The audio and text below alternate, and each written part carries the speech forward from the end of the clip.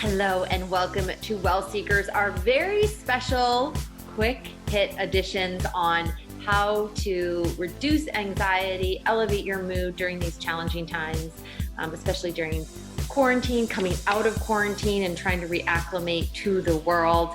Today we have Sarah LaTeano. I have to say it with the Italian accent. Did I say it right? Yeah. Yep. We were just chatting because we're both Italian. Sarah is the founder and owner of Float 41 in West Hartford, Connecticut. I had the privilege of floating at Float 41. It truly was an amazing experience. I want to go there and do a show right after I get out of a tank to try to put words to it, because really there are no words to that sensation of floating. Would you agree, Sarah? Absolutely. Yeah, there really are no words to the feeling. Do you have words yet to describe the feeling of floating? Have you come up with them? There's a few. I mean, it's just free, quiet, just reset. There's the float tank's a very unique environment, so everybody uses it differently. But coming out there light, I guess, is it. You come in feeling so heavy and you come out feeling so light. You really, truly, I think free is such a beautiful word. And as soon as you said it, I just felt that space. Yeah. Like breath and openness and connection, which is what a lot of people have been missing. I know it's been lacking in different areas in my life during the last few months. And we are starting to reemerge. Float 41 just opened. So I'd love to hear what you're doing to reconnect, how floating is part of that. And just for people that don't know what floating is, could you tell us what it is briefly? Sure. Floating so we're a forward floating center, and it's essentially an oversized bathtub filled with 10 inches of water and over 1,000 pounds of pharmaceutical grade Epsom salt. So floating is an effortless process, and ideally you float in complete silence and total darkness in body temperature water. So the idea here is that you're reducing external stimulus and input into your brain for 60 to 90 minutes. The water's same temperature as your skin, so you just melt away into your surrounding. It's like you're unplugging your brain and giving your central nervous system an opportunity to rest and recharge. It's always on. You're constantly in a fight or flight mentality, which has just been on overdrive the past couple months, and it gives it that opportunity to reset itself.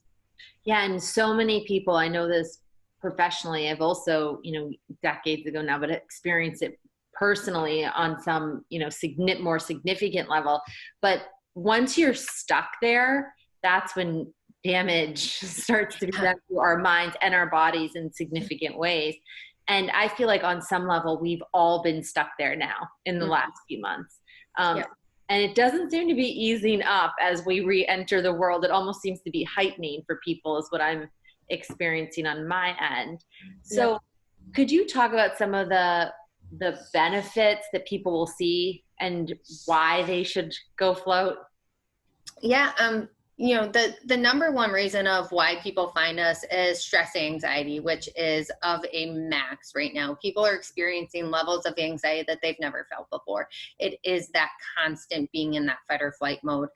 Also, pain management. There's a zero gravity environment, so it really removes the pressure and weight off of your body, allowing it to move and realign a natural way. And just, there's a lot of salt in there, so it really helps with sore, achy muscles. But it's really about that mental benefit and what it's going to do. Your brain runs your entire body. And if your brain's bogged down, everything else is bogged down. We like to say that your brain and your body knows how to heal itself. We just don't ever give it the opportunity to do so.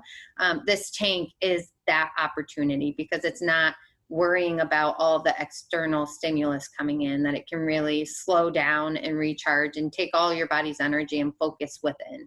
And that's what we're seeing right now. So for people that say, well, why don't I take 60 and 90 minutes and just lay in my bathtub, which one we know you're not going to do, because everyone would be doing it if you were going to take 60 and 90 minutes to lie in your bathtub. Can you explain the difference? Because the salt is that's a really important piece of this, right? Yes, the salt's a huge piece, but the benefits of this pharmaceutical grade Epsom salt, those are almost secondary benefits to us. The 1,000 to 1,400 pounds of Epsom salt in these tanks, we use it to create an environment, and it's an environment void of input. So floating is all about removing that input into your brain. So it's not about taking a salty bath or relaxing in your tub. Your brain's still working. It's may have reduced some of that input, but it's still there. It's still very much there and processing all of that. So the float environment is very unique, an environment unlike anything else, where it just removes all of that so that you can really shut down the input and really look within.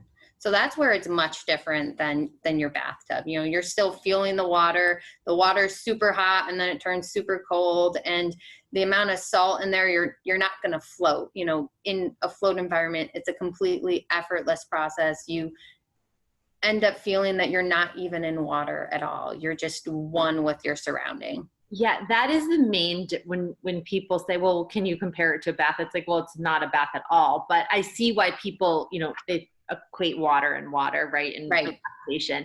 But you don't float in a bathtub. And that sensation of floating is, when you said free at the beginning of this, I think that is why you feel so free, because you literally are just free floating. And you have to try it, because it is an experience like no other experience. Yeah. As we reemerge now, why do you think, because I believe some people have said, well, we've had a break for 2 months. I think it's been anything but a break. Whether you've been with extra people or less people, it's pretty much made mental, emotional, physical health more difficult in my experience, talking to people on both sides of the fence. Why floating now more than ever? I agree. My personal experience, my anxiety has been through the roof, and I own float tanks, so I mean, it's been extra challenging, and I couldn't imagine people, out there having to do it at home. I think isolation is a big thing. And then just taking everything in, all that digital input for the past couple months. I mean, there's no escape from it. And that really takes a toll on your body. It's like, it's sending this numbing low signal to your brain at all times, and your brain can never actually catch up from itself. So for what floating's really done for me is provides me a space where I can just decompress, and I describe it as I leave it in the tank. Like when I get in the tank, everything just seems to fall off, and I come out, I feel lighter, I feel refreshed, and I don't have all of that hanging on me. I can function better, I can sleep better. My floating really seems to improve people's sleep because it allows you to almost reset. And so I think that's where it's really going to make a difference to people, is just being able to leave it and function a little better and not have that weighing on you all the time, allowing you to process it and think a little more clearly when you get out. Yeah. Sarah, if people want to find you, first, we're going to have Sarah come back on and do a full podcast to tell us more about her story, because her story is fascinating, how she got from where she is to where she was to where she is now, owning a float. How would you say, float boutique? I feel like it float center. We call them float centers. Okay. Yeah. It's so beautiful in there. It is like spa though-esque at your float center. And I know that I've been to one other just touring. They all do have a different vibe to them. Yeah. That's a fascinating thing about floating, is it's so unique and individual. All float centers have their own identity, and it's really just it's a reflection of who the owners are and who they are and why they got into floating and what's passionate to them. And it's pretty awesome. Sarah, if people want to find you and find Float 41, what's the best way to get in contact with you? So float41.com is our website. You will learn all about floating. We're on Instagram and Facebook at Float41, the numbers on that. And you can book online, you can call the center. Google has us right there, and you can call us and come try a float. Thanks so much, Sarah, for talking with everyone here at WellSeekers. And Sarah is going to join us. There's going to be a link below. If you want to hear our full interview, make sure to click on that. Otherwise, you can connect with Sarah at the links that she just gave you.